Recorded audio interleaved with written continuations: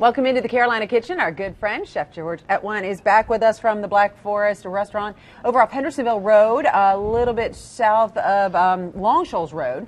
Right. And what are you doing here? We're making one of my favorite sandwiches, aren't we? I am making our famous Black Forest Reuben on our homemade marble rye. Yum. We use our own sauerkraut, our own dressing, our own bread.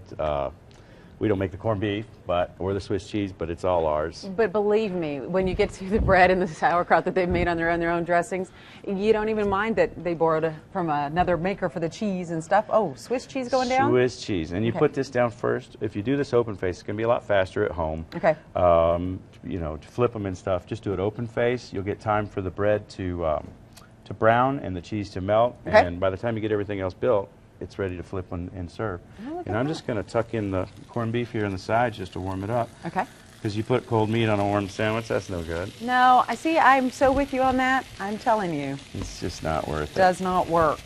So we've got our homemade Russian, or Thousand Island dressing rather. And we're just going to put that now. Use this as liberally as you like. I know people who want to put it on and dip it, and I know people who like it sparingly. I also like know people who like German mustard in place of Thousand Island. Oh, well, that would be terrific too. Yeah, and that's what a lot of people like. Now, once we've got our meat on there, it's warmed up.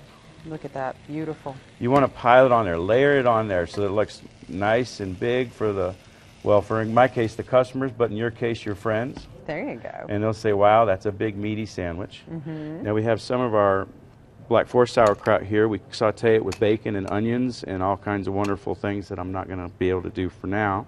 Well, yeah. But it is integral to the dish. I hate it when people come in and order a Reuben with no sauerkraut.